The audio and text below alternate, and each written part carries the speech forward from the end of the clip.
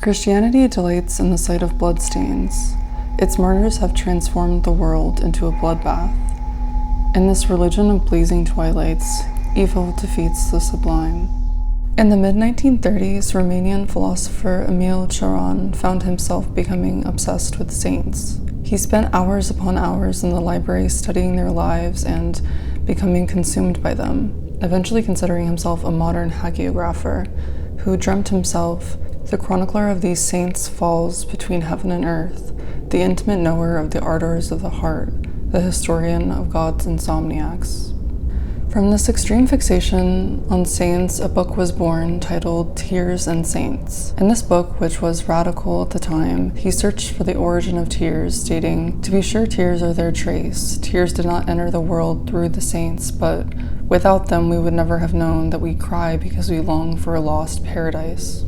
He wanted to understand how an individual could entirely abandon being human. What is more compelling than this discussion of saints, their lives, and self-mastery is the conversation under the surface through the narrator of the book, the failed mystic. The failed mystic is an individual who desires transcendence but is ultimately unable to reach it because of doubt. As much as they yearn to develop a connection with the divine, the failed mystic has an inherent inability to believe, and thus they aren't able to fully embrace any of the religious or mystical beliefs required for transcendence. This immense divide between their belief and their desires leaves them in a constant state of despair, anxiety, and longing. They are stuck living in a liminal space separate from both Christians and atheists.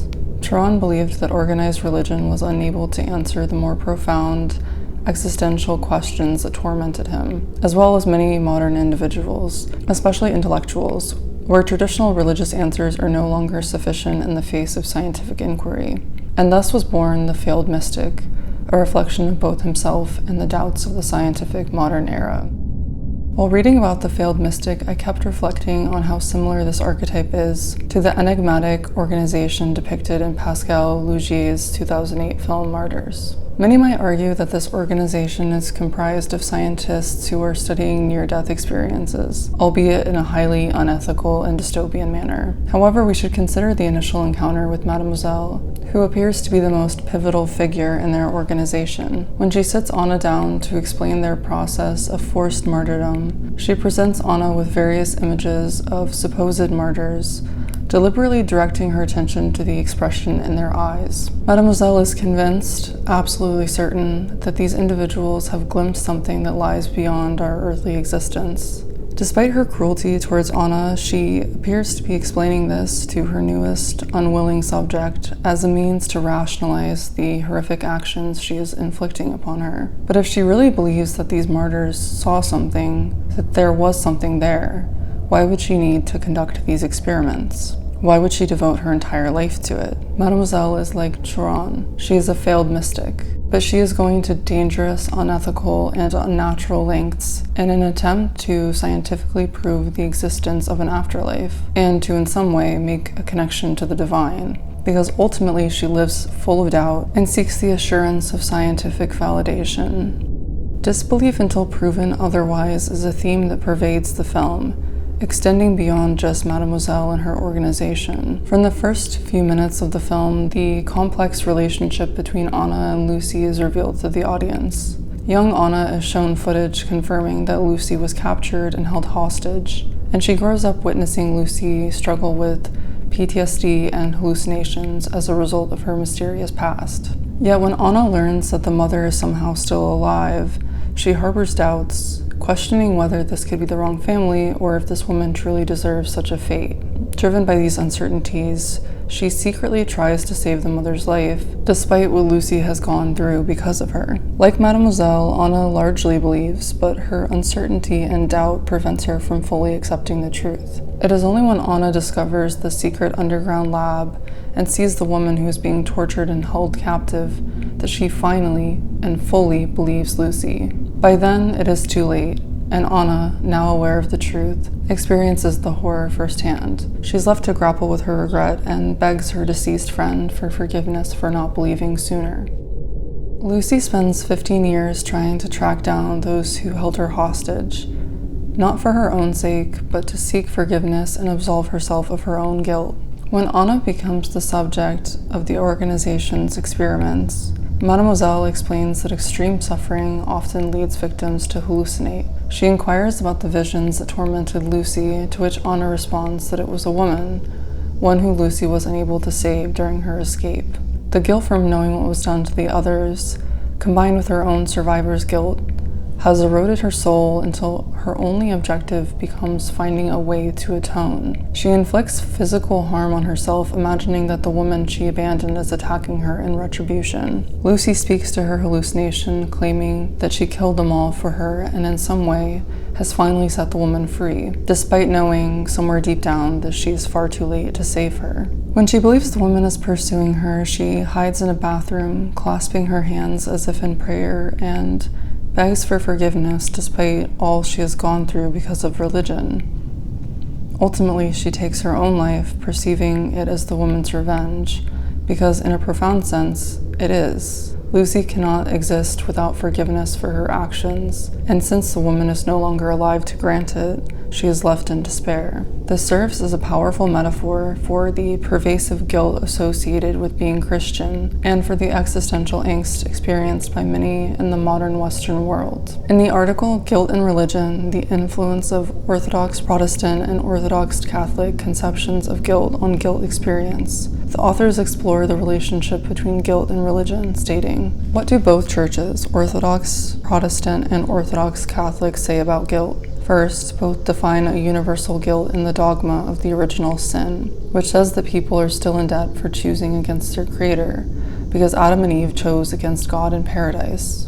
Being guilty and sinful has thus become part of the human condition. No one is able to do anything totally good.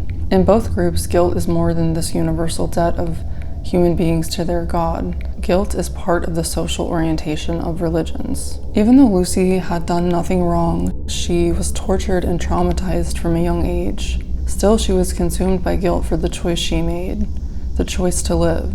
Burdened by this overwhelming guilt, she commits grievous acts in an attempt to absolve herself. However, the guilt has been so pervasive and enduring that it has become an intrinsic part of her being. It has become her. This reflects the Christian experience of being born into sin and guilt, and the profound impact this belief can have on one's self-perception. In a sense, Laugier was conveying his own struggles with religion and the weight of the world through the creation of this film, which is further supported by him stating this in an interview. "I really wanted to give answers to the audience for the amount of violence I was putting them through. Believe it or not, I didn't make the film to shock or create any sort of scandal.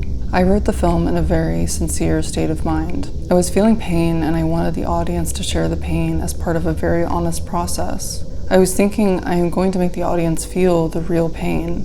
I'm going to make the audience share the real experience of pain and violence as a way of communion. It was a very Catholic process. I have a very Catholic mind. Let's share together what's worst in life, the very worst of the human condition, and maybe we can reach another state after the screening. That was much more my intention." Here Laugier articulates his intention for the film. The theater transforms into a chapel, and the film itself becomes the Holy Eucharist. Through this act of consumption, we partake in something both terrifying and raw, allowing us to confront the darkest aspects of humanity and ideally be motivated to change. This concept is further elaborated in an interview where he states, "I was going through a difficult time in my life. I was in a very somber, pessimistic mood. Our epoch is not very glorious. There are no utopias, ideologies have collapsed, and our faith in future with them. I realize it's not very original to say this, but I really believe that the Western world is sick. Individual anxieties are at their highest. Everyone lives in a constant low-level fear. It feels like we're going to crash into a wall. There's something very deathly in our current society. Horror cinema allowed me to express this in a very direct way. Martyrs is almost a work of perspective fiction that shows a dying world, almost like a pre-apocalypse. It's a world where evil triumphed a long time ago, where consciences have died out under the reign of money, and where people spend their time hurting one another. It's a metaphor, of course, but the film describes things that are not that far from what we are experiencing today."